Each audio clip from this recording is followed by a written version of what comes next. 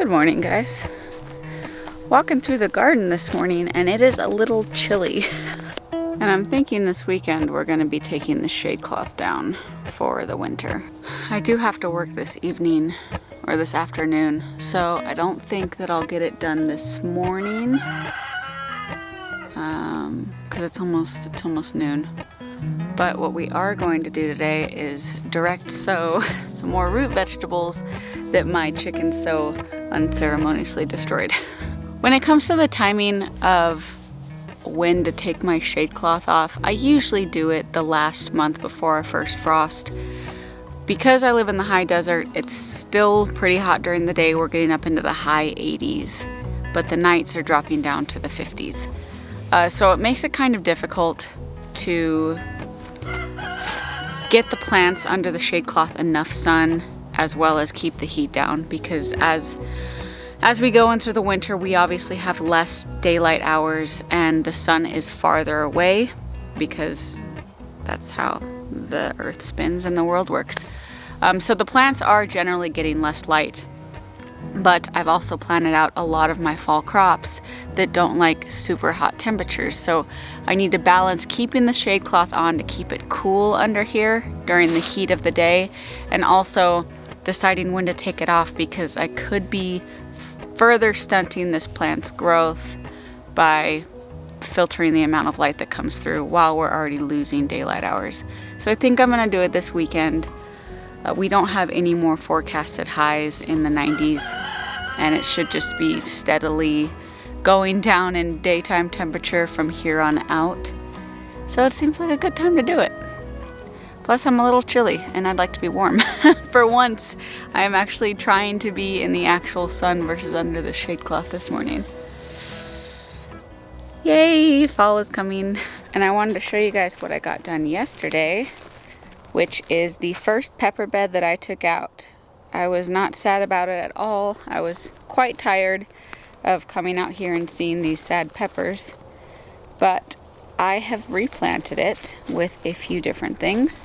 We have 2 rows of Enquisen cabbage and 2 rows of Durgesh 41 cauliflower. So I have the cabbage out here on these outside lines, and then the Durgesh cauliflower on these inside lines. And down here, if you remember, I planted my peas that I'd started from seed. They're doing okay. This one's doing particularly well. They definitely don't look as good as my direct sown peas, but these guys have been in the ground a little bit longer.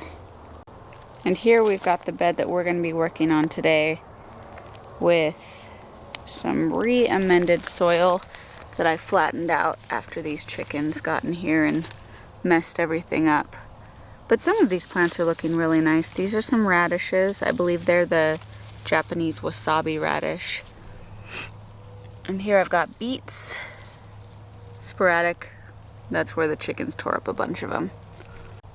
Most of my carrots didn't make it. I have some little ones right here that are chugging along. And these radishes are doing pretty good. There's one guy right here. Look at that little radish. I did flatten a lot of this ground out. If you remember from my previous video, I had made like 2 rows on each side of this trellis, and each row had a different vegetable.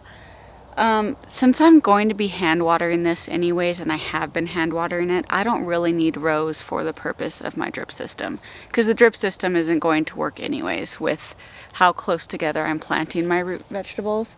So I just decided to flatten all of the dirt out, not have rows anymore, and just sprinkle seeds everywhere I want to grow something. So primarily what we're going to be seeding today are going to be carrots, because I lost a lot of those to the chickens. They're such tiny little seedlings, and they're so fragile. So they really got beat up when the chickens got into this garden bed. And then I'll probably do a couple more beets and then a couple more radishes. I do have radishes are my greatest crop right now. They're coming up great. They grow really quickly. So I do want to sort of succession sow, which means I'll just plant radishes, every week or every 2 weeks at intervals, so I continue to have a harvest up until it's going to be too cold for them to grow anymore. But I think beets, a couple more beets, lots more carrots, and a couple more radishes. So I have my seed box of root vegetables here, and we're not going to do rutabaga. Oh, this is the Marianne rutabaga, the purplish one that I was having such a difficult time seeding this year. Isn't it pretty? I did get a couple more to sprout, so hopefully I will have a couple Marianne rutabagas to harvest this season. But we've got, these are the Sora radishes, and I will probably plant, maybe I won't plant any more of these. These are a heat-tolerant radish, a more heat-tolerant radish than usual from Johnny Seeds, but we are getting into the colder weather, so there's no need to be using these. Got some solar yellow carrot, Fukuoka's grab bag. This is from goingtoseed.org. So this is a mixture of just hybridized seeds from various people. I did put Fukuoka's grab bag over here. This is a row of these radishes. Or there's at least a couple of them in there. I have no idea how they will turn out, but they are supposed to be hardier because they are just hybridized versions of hardy plants. Albino beets, I'm definitely going to plant these. The Yellowstone carrot is a more heat-tolerant carrot from Southern Exposure Seed Exchange, and Denver's 126, this is a classic carrot. Some more free seeds from Baker Creek, the St. Valerie. Let's go ahead and plant that. Uzbek Golden, yeah, why not? Scarlet Nantes, I think I already planted some of these. This is the Japanese wasabi, which I did mix into this row right here as well. So I should be getting various types of radishes from this particular row of radishes. Early Scarlet Globe, and I've got a couple of these. I'll throw those in there. Bull's Blood beet. And Detroit Dark Red, that's another classic beet. This Bull's Blood is an Oxheart variety beet. We'll throw a couple of those in there. We're just gonna throw everything. We're just gonna sprinkle everything in here. Okay, I have several packets of Early Scarlet Globe. So we'll be doing the Early Scarlet Globe radish and the radish mixture from goingtoseed.org, and that's what we'll plant in terms of radishes. For the carrots, I'm going to do the Solar Yellow, the Uzbek Golden, and the St. Valerie. And two of these are free seed packets from Baker Creek. When you buy a certain amount of seed packets, they throw in a free one.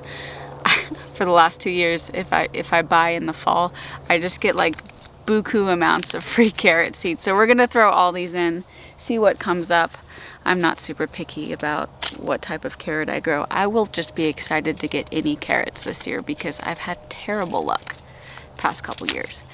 And for beets, this is a cool one that I got because it says this beet can be used for making beet sugar, which is very interesting to me. I want to do some more research on that. But also it's white. Red beets, if you don't like the flavor of beets, and I don't particularly love the flavor of beets, it's because of a certain chemical compound.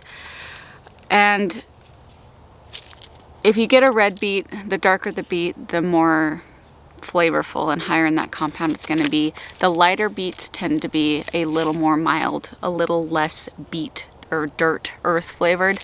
So this is in particular why I got this one, because it's as white as you can get. It's called the albino beet, but also because it says it can be used for making sugar. So this is the only beet we're going to plant. And I'm just going to throw a couple in because the beets that I did throw in before are still doing just fine. So I'm going to keep the beets and radishes over here on this side because I have beets and radishes over here on this side. And then I will just fill in all of this area over here with carrot seed. But first things first, you want to pre-moisten your soil, especially when you're planting shallow rooted seeds or shallow shallow sown seeds like carrots, because if you end up watering afterwards, you might displace the seed. It might wash away, wash deeper, come above the soil, and you don't want any of that. So pre-soak or pre-moisten your soil so that you don't have to water afterwards and possibly displace the seeds.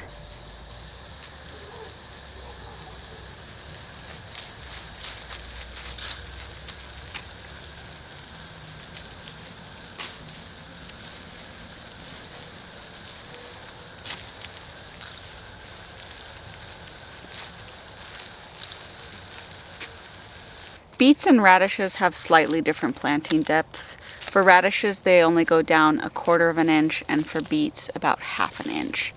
I'm not going to measure how deep I plant these. I never have.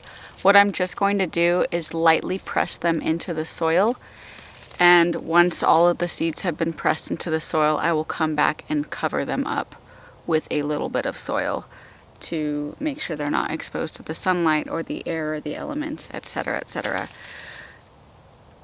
Because you plant so many of these in such a small space, especially radishes, it would be way too much work to take a dibbler and poke holes for each single one. What I found easiest, and I'll show you guys, is just putting a bunch in my hand, spreading them on the ground, going over, pressing each seed that I see down into the dirt, and then covering it up after the fact. So for this early scarlet globe radish, I've got all my seeds right here, and I'm just going to take a bunch, and where I see them fall, I am just pressing them a little bit into the dirt. And we're just going to drop these everywhere I see them.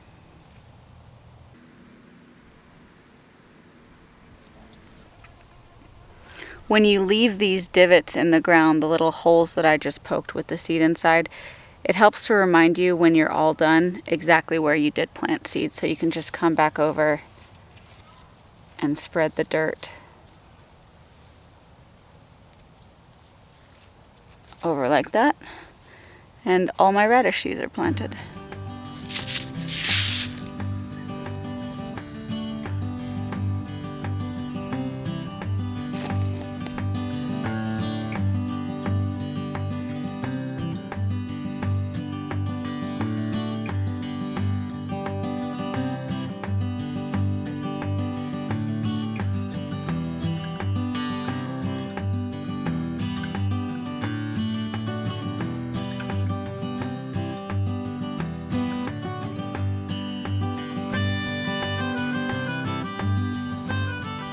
I will be putting Sluggo Plus over all of the areas that I just sowed because of my roly-poly problem.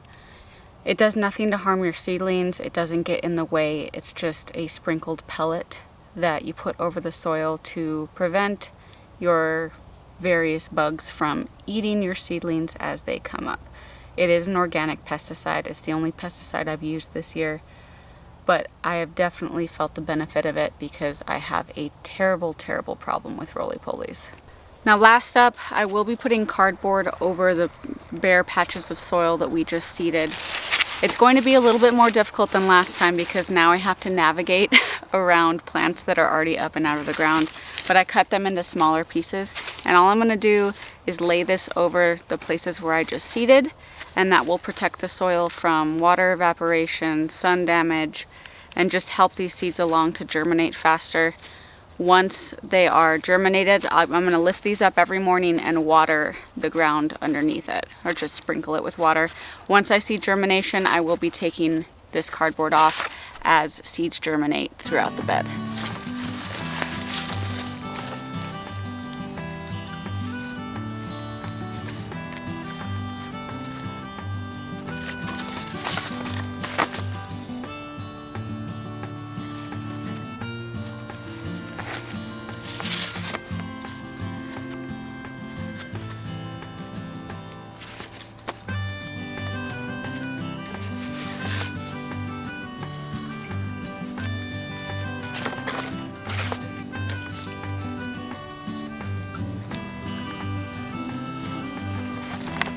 It has been windy the past few days, so I did lay 2 boards over this cardboard just so it doesn't blow away.